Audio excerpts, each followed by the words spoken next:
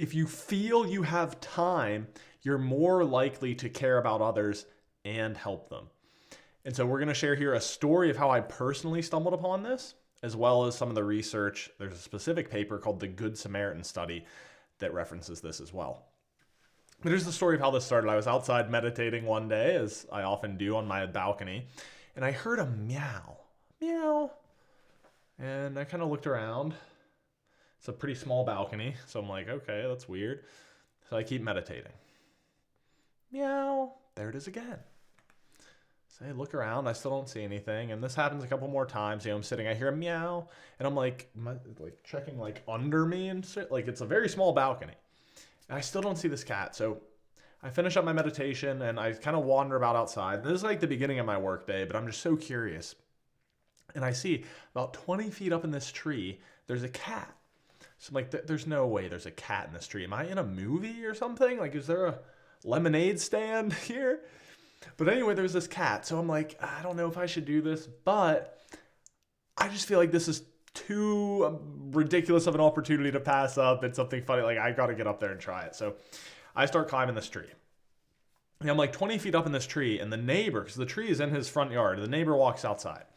And now he doesn't see me. So if you ever been in those situations where it's you don't know if you should say something and say hi, or if you made eye contact or whatever, I'm 20 feet up in this tree, and I'm should I just let him walk down his driveway? Or because you can imagine me being hey, and you're out there in your driveway just what the hell was that? So I'm kind of just chilling up there no, nothing going on. And eventually we make eye contact and we're kind of just looking at each other, and I'm hey. And he looks up, hey. I'm is this your cat? He's oh. And it made it was much more comfortable after we got on the same page about that. So I was oh, dude, you didn't have to do that, man, but I really appreciate it. Let's see what we can do here. So we start working together on it. And I'm a few feet away from the cat. He's standing down there with his jacket, just like this, ready to catch it, which probably wouldn't have been the best idea. And I get right up next to this thing, and it scurries another 10 feet up the tree. It's there's no way I can get out there. It's out on this branch. I climb down. I'm a bit defeated, but I end up talking to this neighbor, get to know him. We have a really good conversation. And then another couple neighbors even came out that, I got to connect with them. And it's oh, yeah, I live over there, whatever. And as I went inside, I was dude, that was kind of fun. That was a good memory and an incredible story, kind of a once-in-a-lifetime thing, like I said, out of a movie.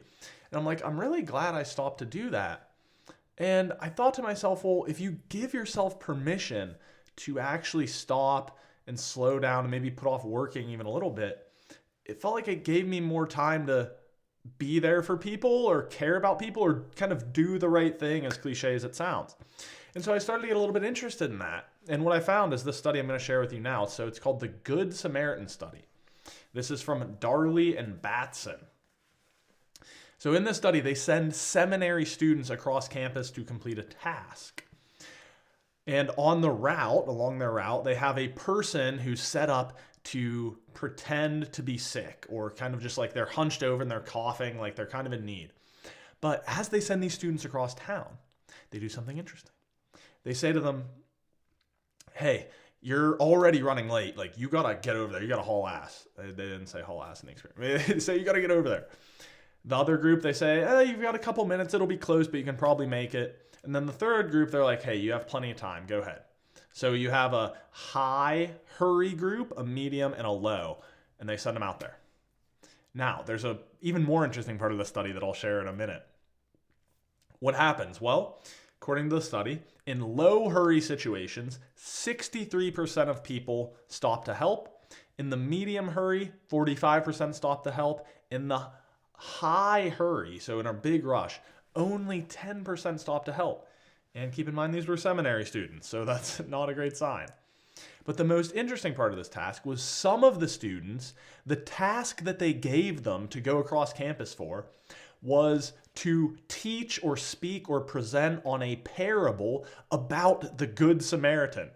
So you can imagine that's like a Bible story or folktale thing about being a good person and stopping to help people. So even with that in their head, when they were rushed, only 10% of them stopped to help if they were really in a hurry. And so the researchers summarized this as saying that Oh, and this is an important point they put out. Some of the students literally stepped over the person that was laying there like hunched over coughing. And what they say is that the results seem to show that thinking about norms does not imply that one will actually act on them. Rather, the speed of our lives or our perception of time tends to influence how ethical and caring we are. That's important because if you think about this, maybe in your personal life, you're feeling really busy, you got all these things to get done, and it's like your friend calls you and they need some time to talk, or your significant other's kind of struggling with something and you may not even perceive that opportunity. But same thing in more of the achievement or professional realm. You got this mountain of emails to get through and you've got all your meetings to do and this big project you're working on and you're in a rush, and maybe a coworker of yours is like, hey, I could really use your help on this project. So what we find is that if you're able to slow down and not feel that sense of time pressure, sometimes in literature, this is one of my favorite topics. It's called time affluence, which means time wealth. Like you have a feeling that you have a sufficient amount of time in your day and in the moment that you're more likely to help. And that's interesting because as it relates to happiness, we again and again tend to see patterns where altruism, compassion, building connection with other people, and what's often referred to as prosocial behavior, which is like helping people, being generous, etc., tends to be associated with higher levels of well-being. It tends to make you feel better. And if I'm going to step into the more success and practical side, whether it's in your personal relationships or in your more professional context, often the people who go out of the way to add value and help others and be that sort of dependable person tend to do better in the longer term, even if it means in the short term sacrificing productivity a little bit. So the lesson is this, maybe I could say the lesson and sort of to riff on a popular book or chapter in a book, is if you see a cat in a tree, stop and try to climb the tree and save the cat.